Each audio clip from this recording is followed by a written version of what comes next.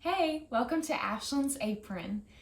This week we're cooking through the states, and the state is Alaska. So I'm going to be cooking two things for you today. One is salmon, which of course is Alaska. And then the other is a berry cobbler. So I wanted to do something a little different. They have a bunch of berries growing in Alaska, and this was something that I've seen as I was researching.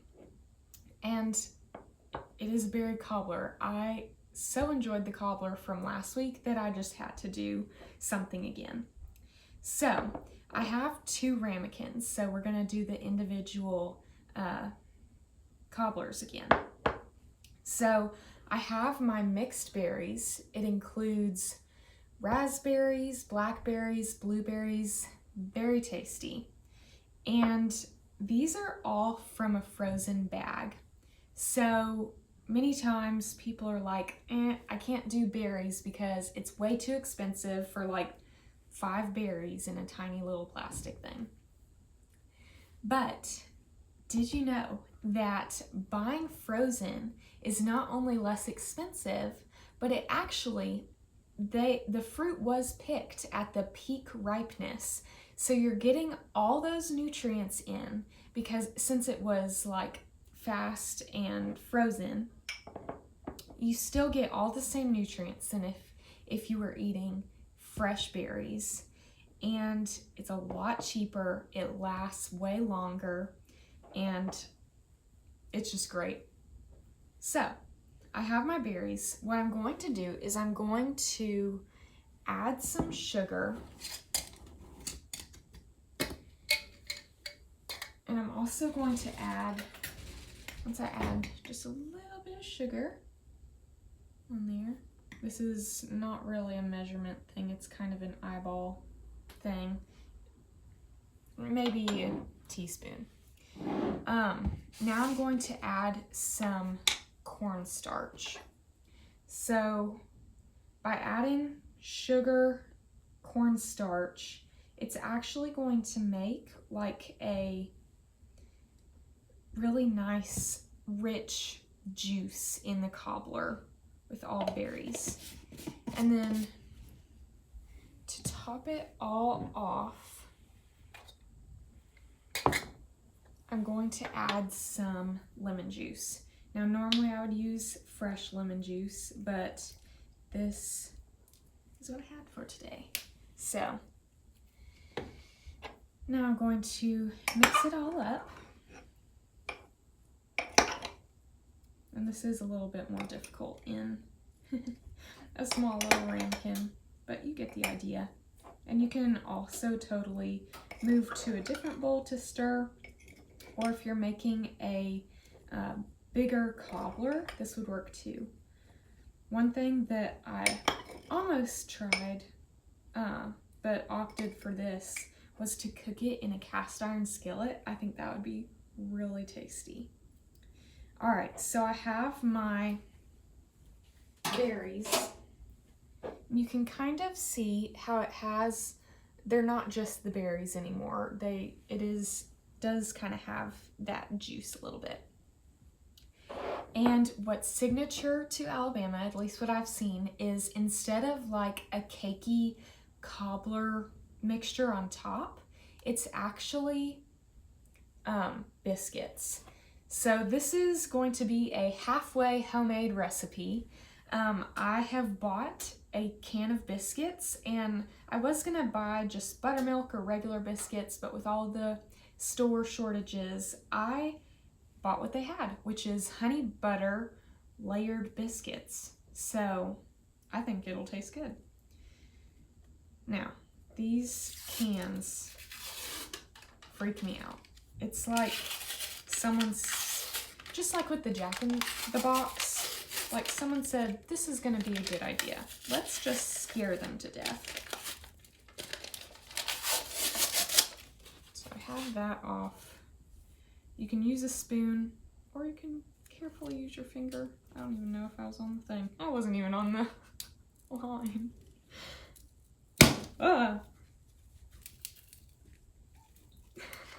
all according to plan. So I'm just gonna take the one biscuit. Voila. It is done. And I'll cook the rest of these later to have for breakfast or something.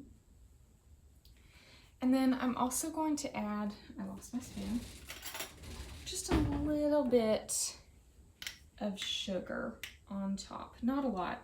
If I had like the granular sugar or like the more coarse sugar, I would use that.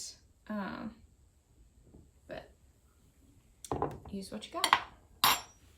All right, that's literally it. I'm going to pop them in a 350-degree oven and cook them until the biscuits are golden. And when I put these in, we're gonna get started on a house seasoning that I love to put on salmon. All right, I've put the cobblers in the oven and I've started to heat up my skillet. So now I want to show you how I make this house seasoning. So, simple 5 ingredients. You have salt, garlic powder, parsley, onion flakes, and then dried basil. So, whoops. When I store it, I put it in a little mason jar. Look how pretty that is. That's just the layers. I wanted to show you before I shook it all up. Oh yes. In the perfect world, I was going to add this stuff to it.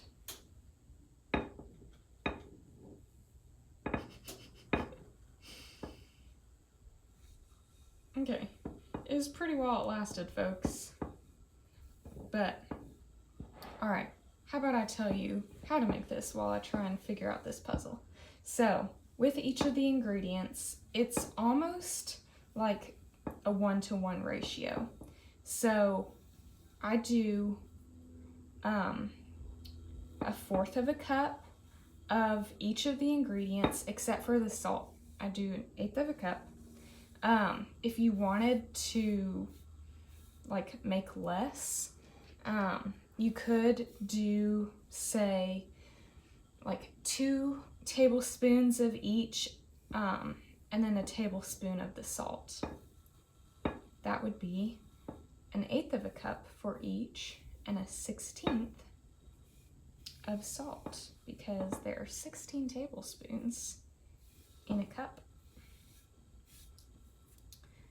Cooking is all about fractions. They bring you back to elementary school or whenever you do fractions. All right, so then you just shake it all up and it looks all pretty like this. Oh, so good.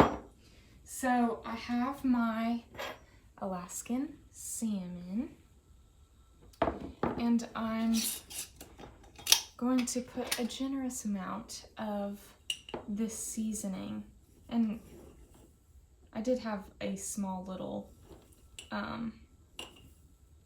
jar, so it might not have gotten all stirred up. You can totally do this in a bowl instead, but I'm going to put a generous amount on my salmon, and I meant generous when I said that, apparently. It kind of just falls out of the spoon. And you can totally put this in like a shaker jar. I put it in a mason jar. All right, so I'm just gonna kind of keep that on there. And when I put it on the skillet, I'm going to put it face down, like seasoning side down, because then I'll add a little bit more on the other side.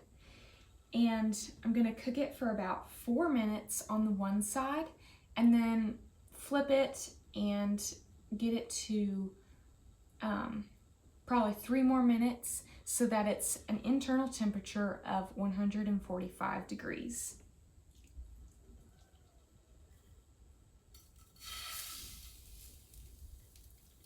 All right, so I finished my salmon, and if you could be here, it smells so good. It has that crisp crust that kind of comes from all those seasonings.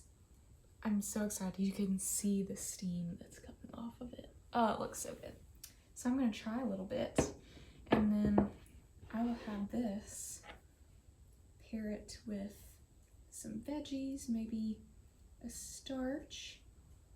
Have a nice dinner.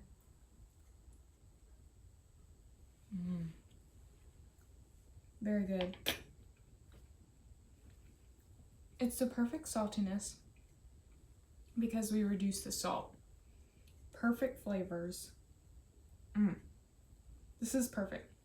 Now, this house seasoning can be used on more than salmon. You can use it on chicken, other types of fish, literally anything. So use it. My favorite memories from having salmon with this seasoning is sitting at my in-laws' house and enjoying it. They had a grill, so it is very good on the grill. But just very sweet memories when I eat this meal. All right, the cobblers just came out and literally just came out of the oven, so I can't really bring it up to you, but I hope you can see this golden little biscuit on top. It looks so good, and you can see all the layers of it.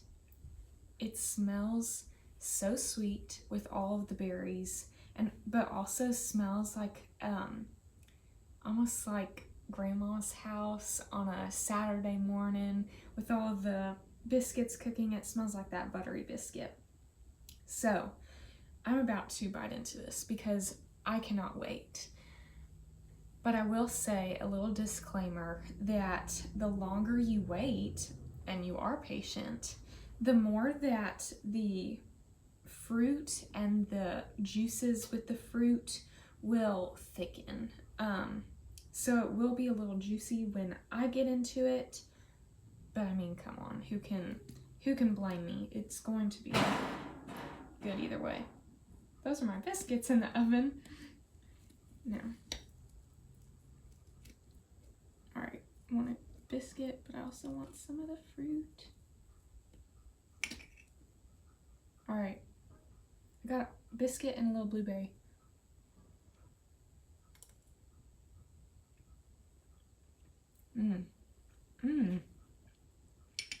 That is a taste that I've never had before. It's different than a normal cobbler. Wow. It's almost like, instead of a sweet, and like you almost get sweet on sweet with the fruit mixture and then like a cakey topping, it's almost, not that the biscuit is savory, but it almost has that sweet and savory taste. This is so good. Y'all, make the house seasoning with your salmon. Make this berry cobbler with biscuits on top. Welcome to Alaska. You can find all of these recipes on my website, and thank you again for joining me.